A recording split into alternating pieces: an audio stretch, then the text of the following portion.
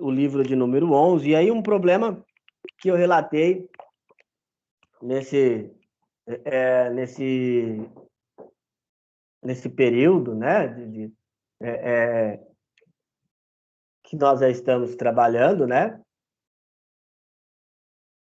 é que a dificuldade das pessoas terem de ir direto lá na programação, né? Então, a gente teve muito problema, né?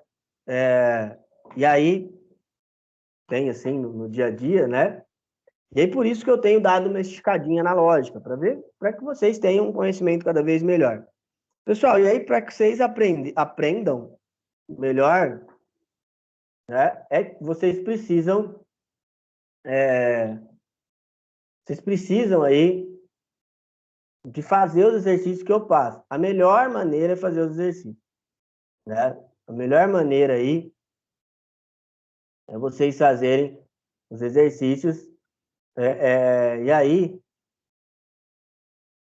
a gente consegue, né? Vocês conseguem principalmente ter um aproveitamento bem melhor, né?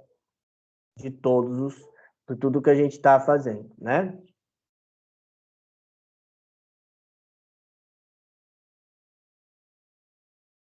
Então, pessoal, outra coisa, a gente já tá aí há um tempinho trabalhando de maneira online, né? E aí, vocês sabem que a gente já falou um pouquinho, por enquanto, até o dia 11, pelo menos, a gente vai continuar aí da mesma maneira, né? Então, a gente vai continuar ali nesse mesmo trabalho que a gente tem fazendo as aulas online de 2 horas. Aí, quando voltar, quando mudar esses parâmetros, a gente vê como que a gente vai trabalhar, tá, pessoal? Então, vamos primeiro nós vamos aí, vamos ver o que vai ser dia 11, né, gente? Dia 11 é domingo agora, então nós vamos ver o que vai ser dia 11 e depois do dia 11, nós vamos ver como que vai ser trabalhado. Tá bom? Bom, continuando então, o que eu preciso que vocês entendam, né, gente? Esse conceito nosso de lógica, tá? Eu preciso que vocês entendam que lógica é o que a gente trabalha praticamente o tempo todo, né? Então, ela está no nosso dia a dia praticamente o tempo todo, tá? Toda vez que você usa o seu raciocínio para criar uma estrutura de decisão, você está usando o conceito de lógica, tá bom? Então, esse conceito ele é bem difundido, ele é bem preparado e a gente precisa usar muito, tá? Igual eu falei a aula passada para vocês, quando eu vou à padaria, aqui próximo à minha casa, eu uso os conceitos de lógica, né? Então, quando eu vou quando eu vou para a escola dar aula para vocês, a gente usa conceitos de lógica e assim por diante, né, gente? Tem muitos conceitos aí que a gente usa porque é mais um método organizacional do que qualquer coisa, tá bom? Bom, e aí, eu queria mostrar esse livro para vocês. Esse livro é um livro que eu usei na faculdade, é um livro que eu gosto muito, né, que eu acho muito bacana. O livro da minha professora, essa primeira é a Alice Maria Cotani, ela foi minha professora na faculdade. Eu tirei 2 frases desse livro para falar para vocês.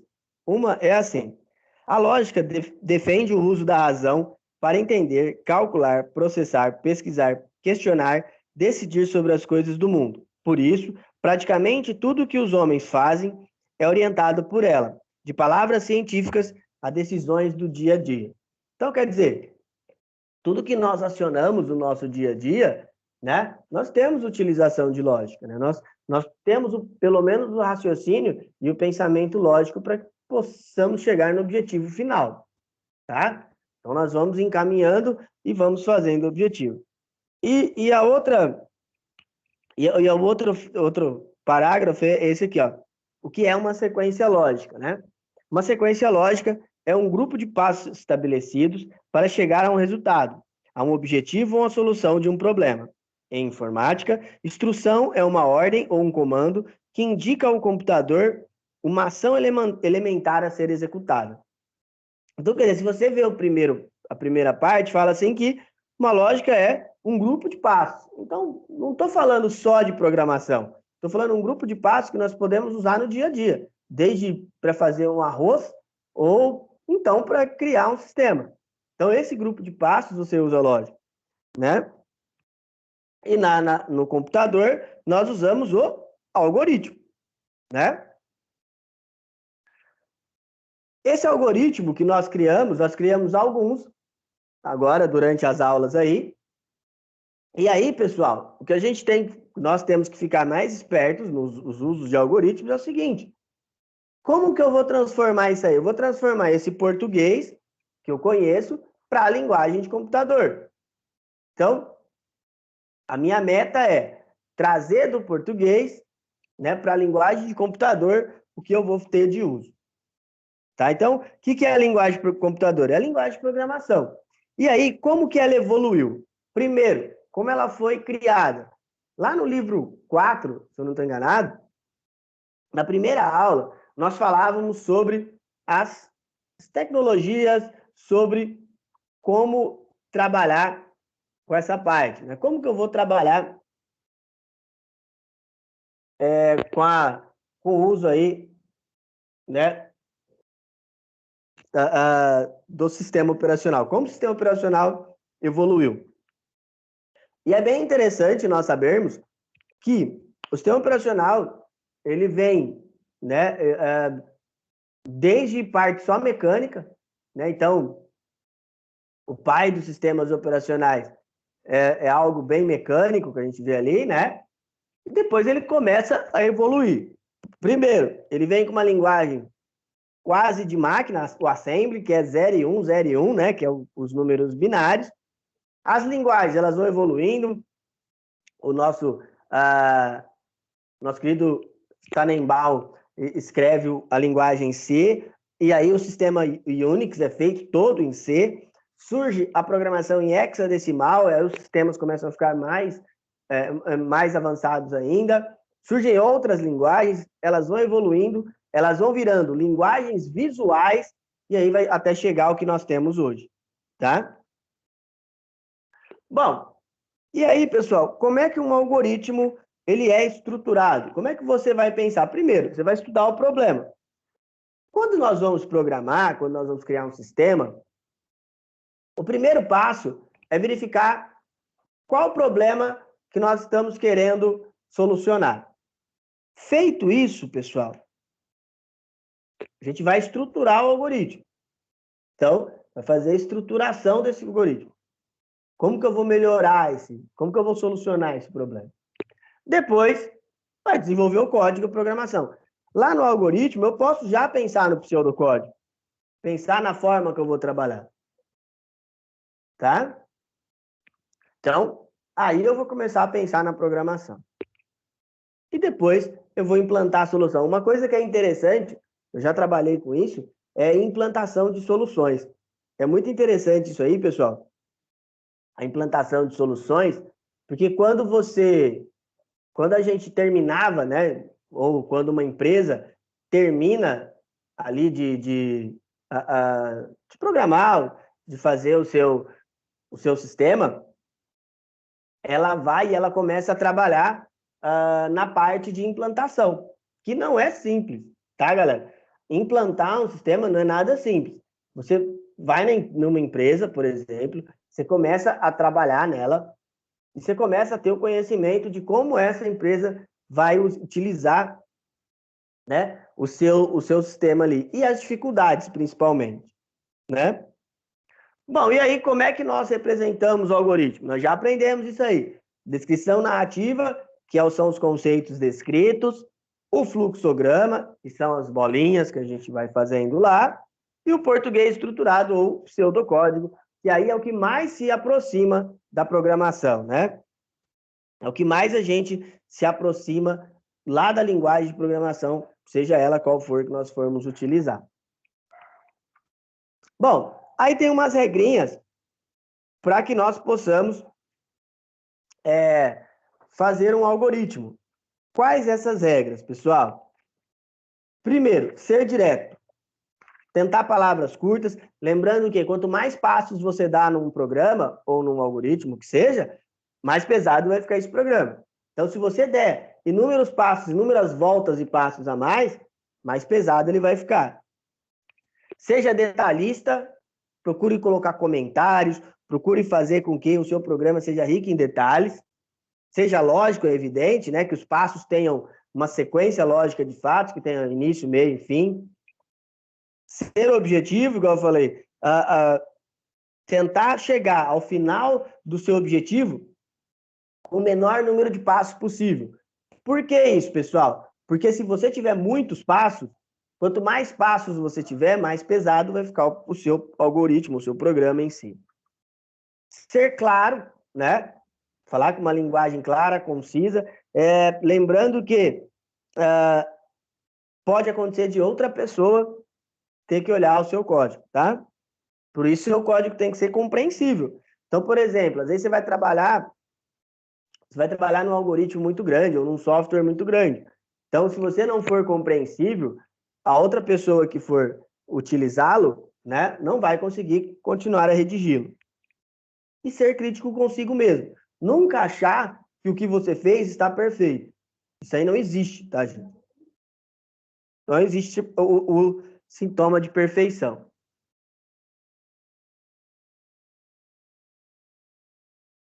Bom, vamos lá. Esse é um exemplo de descrição narrativa.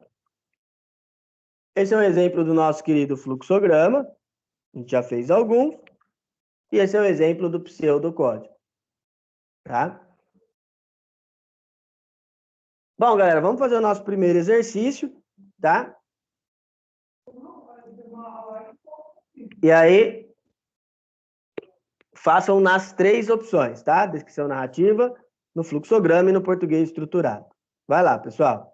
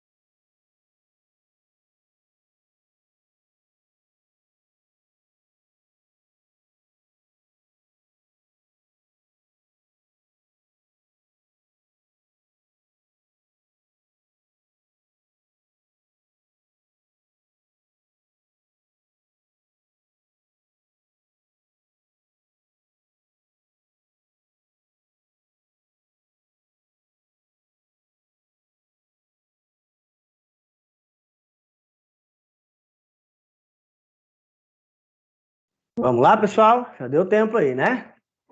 Bom, continuando então, galera.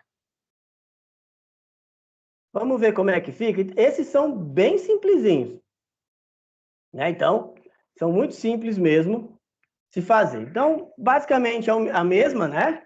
A mesma estrutura. Então, vamos ver como é que ficaria. No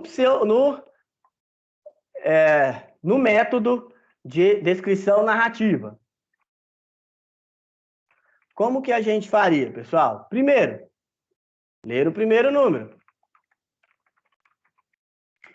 Então, lembrando aí, ler dois números, faz a soma, ler dois números, fazer a subtração. Então, ler o segundo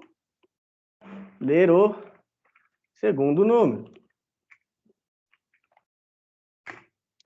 Terceiro, calcular a soma dos dois números. E quarto, exibir a soma dos dois números. Então, basicamente, o que a gente tinha que fazer é isso. Olha que simples que é, né, gente? Então, então assim, é você...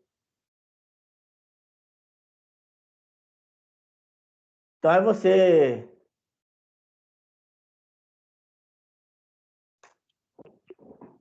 é você pegar e fazer desse jeito. No segundo, só muda aqui, a subtração. Tá? Bom, e o fluxograma? Fluxograma é bem mais simples, tá, pessoal?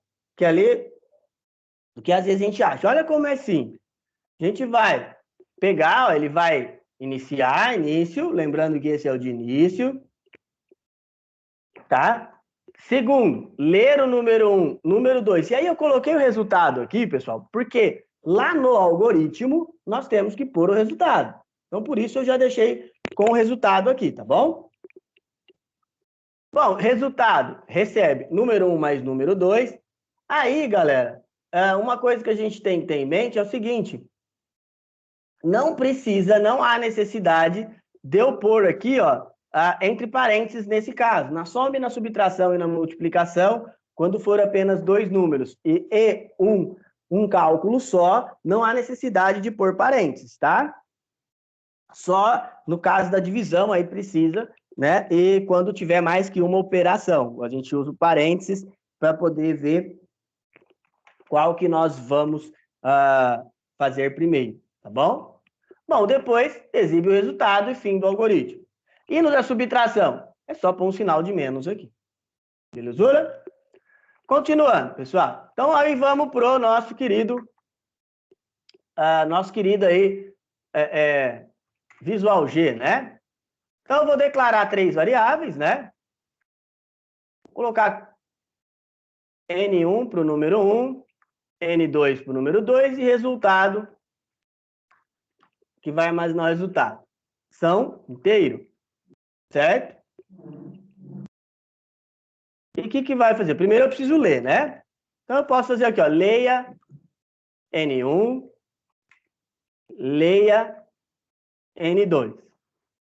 Está errado isso aqui, pessoal? Não está, tá? Não está errado, não. Você pode fazer dessa maneira. Mas olha o que vai acontecer a hora que eu vou compilar. Ele não aparece nada. Então eu tenho que saber a instrução que eu tenho que fazer aqui. Tá? Então, por isso que a gente faz isso aqui, ó. Escreva, digite o primeiro número. Leia N1, escreva, digite o segundo número. Leia N2. Aí eu vou fazer o cálculo, né? Resultado.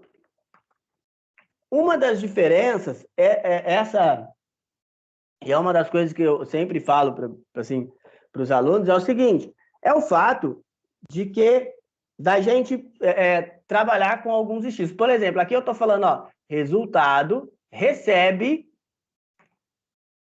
vou colocar aqui, N1 mais N2, as variáveis, tá? Por que eu faço dessa maneira, pessoal? Porque a sintaxe do Visual G pede para ser assim. Em alguns alguns leitores de pseudocódigo, você só põe igual aqui, ó. Mas aí a sintaxe do Visual G pede para ser dessa maneira, tá? E aí eu posso vir aqui, escreva a soma dos dois números é, põe uma vírgula aqui, resultado. Lembrando que tudo que eu coloco entre aspas, ele entende como caractere. Então, ele entende como algo que eu vá exibir, ou algo literal, tá bom? Vamos ver se deu certo. Número 5 mais 5, 10, certíssimo, tá?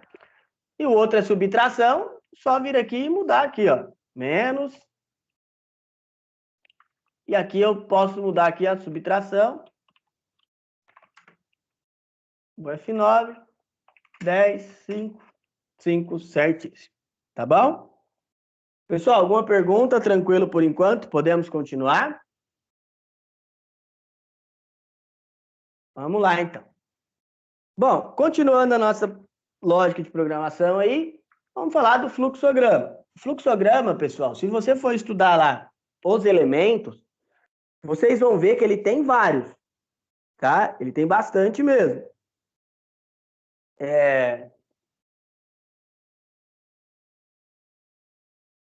Então, assim, vocês vão ver que tem muitos. Aí, galera, o que acontece?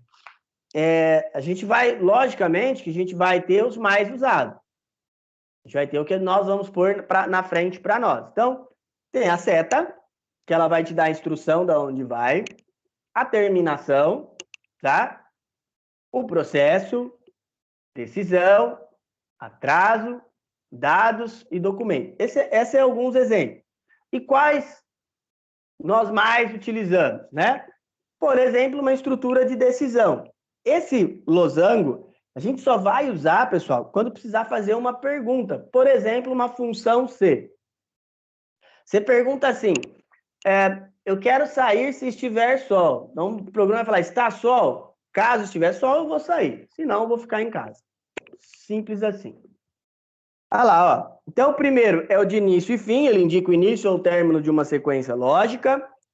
O do processamento, ele vai indicar um processamento, um cálculo, igual no caso nós temos uma soma, uma divisão, tá? O de saída de dados é o que vai exibir no monitor, e o estrutura de decisão é quando nós precisarmos fazer uma pergunta e tiver duas respostas possíveis, no caso, sim ou não, tá bom?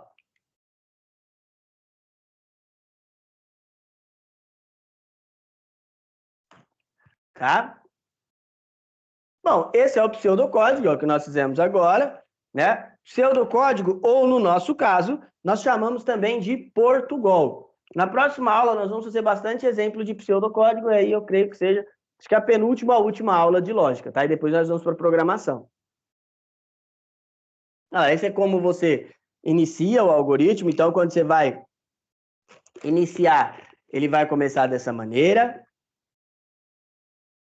As variáveis, elas podem ser números inteiros. O que é um número inteiro? É um número completo sem vírgula. Então, isso que é um número inteiro. Ela pode ser real, real são um número numérico, só que com vírgula. Caractere, caractere é escrito, né? Texto, por exemplo. Ou lógico, ou, em alguns casos, nós chamamos também de booleano. A lógica booleana é 0 ou 1, pessoal. Então, é 0 ou 1, verdadeiro ou falso. Tá bom? E aí, ó, esse é um algoritmo, por exemplo, que faz a soma dos dois números. Né? Pessoal, vamos ver se vocês entenderam o que eu falei até agora. Vocês vão criar um para multiplicação e um para divisão agora. É bem similar, hein? Vai lá, galera.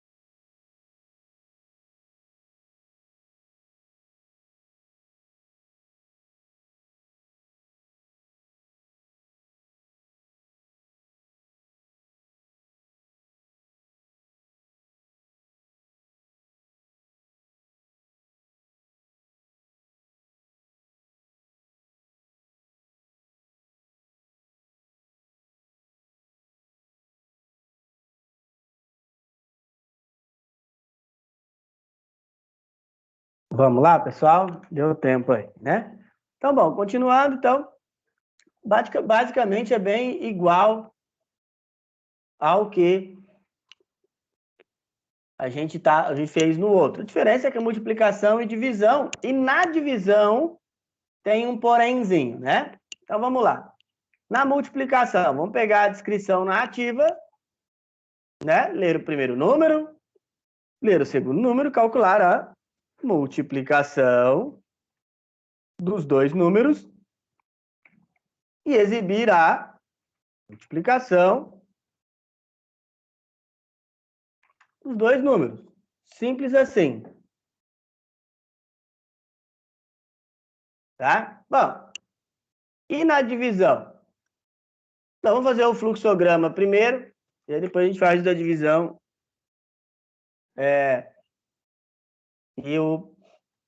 e a nossa o algoritmo aí, né? Então, número 1, número 2, resultado, a diferença vai ser aqui, ó. Ao invés do sinalzinho de mais, a gente põe a multiplicação. Tá bom?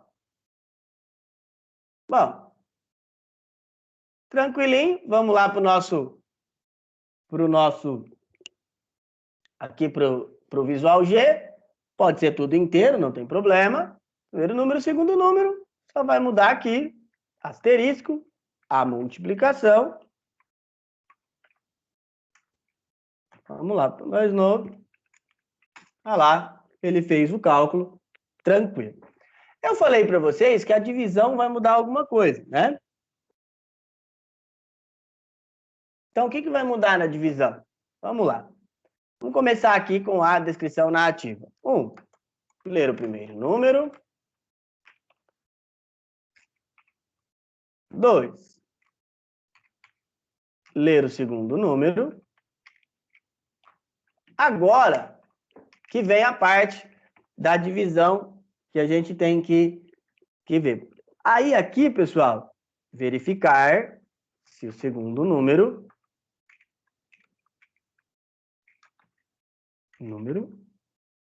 é diferente de 0.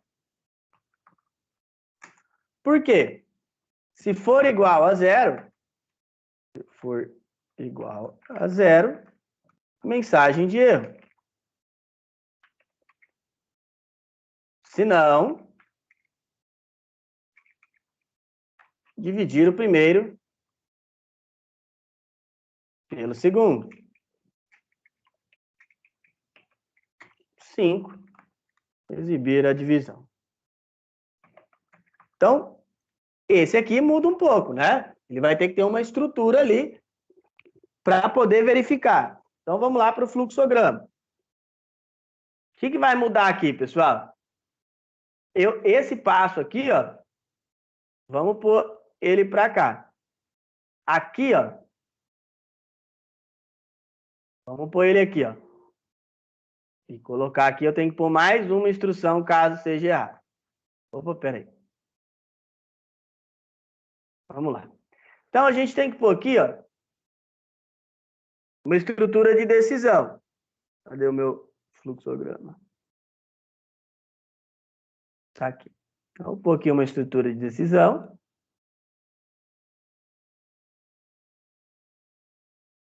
Vamos lá. Então, se número 2 igual a 0, então, opa, não, peraí, não precisa pôr C, gente. Então, o número 2 aqui, ó, se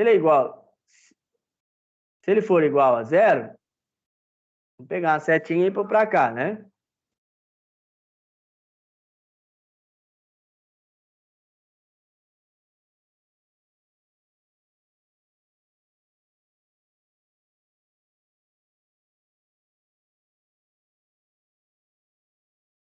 Tem que vir uma mensagem aqui, caso isso seja verdade, impossível dividir.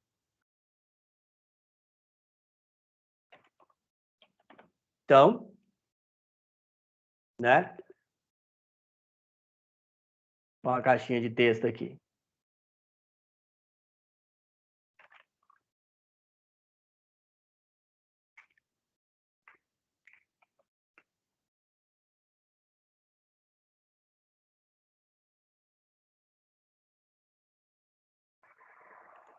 Então, ó, se isso aqui for verdade, possível dividir. Se não,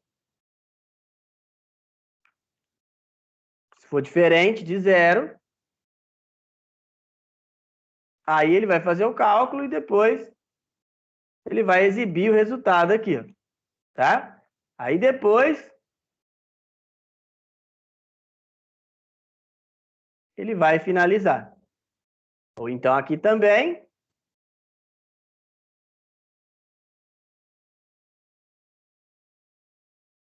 Ele vai finalizar também, tá? Então, o que ele vai ver? Ele vai ter que fazer uma estrutura aqui para verificar se esse segundo número é igual a zero. Vamos ver lá no pseudocódigo, né? Como é que ficaria? Aí aqui, pessoal, o resultado ele não pode ser inteiro. Vamos passar o resultado para cá, como real. Real, né? E esse N1 e N2, sim, eles podem ser inteiros, tá? Por que que não pode ser inteiro? Porque o resultado, né, se for dois números que não tenham uma divisão exata, ele vai dar um número com vírgula, né? Bom, continuando, lê o número 1, lê o número 2. Aqui, eu já falei para vocês, eu não posso fazer essa conta direto. Não posso pôr simplesmente dividir, né? Eu tenho que fazer, né? Tem que fazer uma estrutura antes. Qual? Se N2 igual a zero, então escreva possível dividir. Se não, aí ele vai fazer o cálculo, aí fim C. Fim da minha estrutura. Vamos ver. 10, 5, olha lá a divisão. Ó, fez a divisão. Vamos fazer de novo. F9. 10, 0, possível dividir. Tá?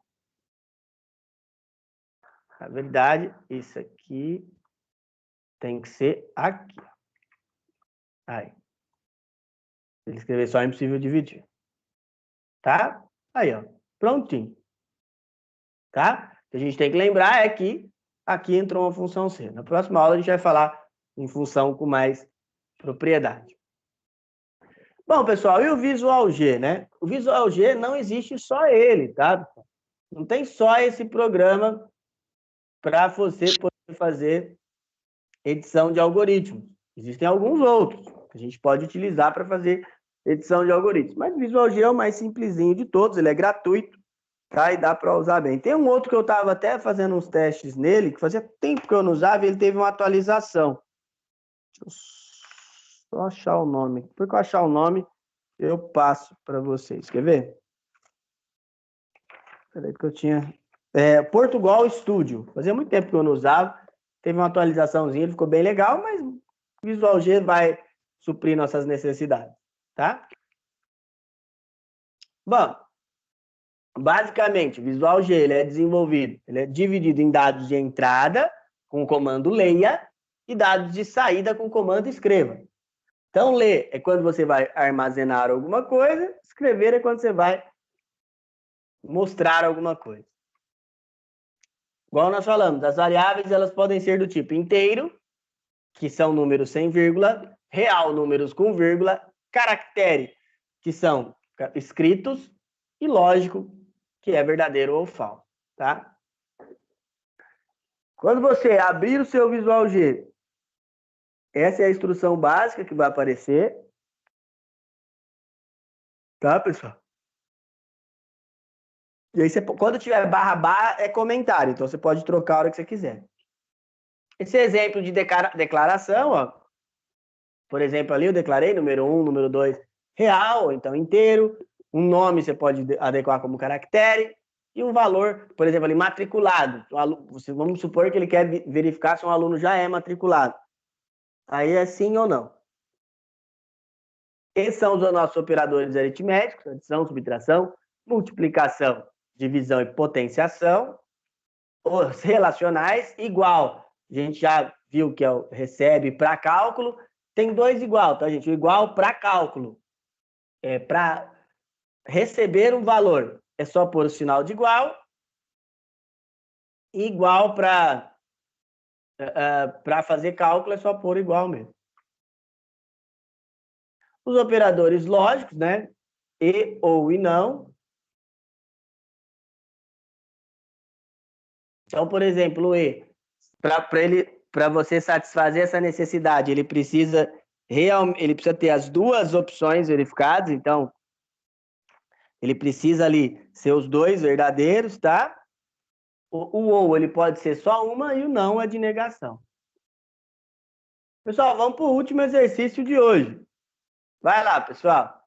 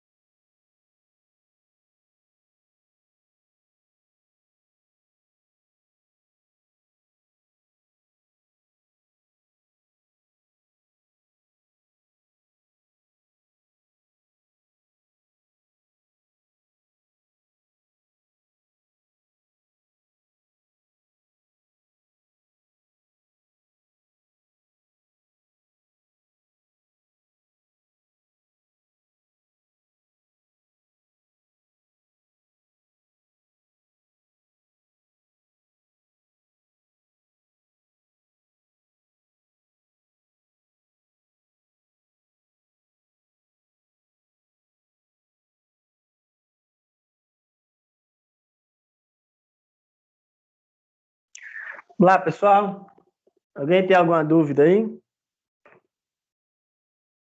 Bom, então, conforme vocês forem terminando aí, vai me mandando. Por hoje é só. Semana que vem a gente volta. Tchau, tchau, galera.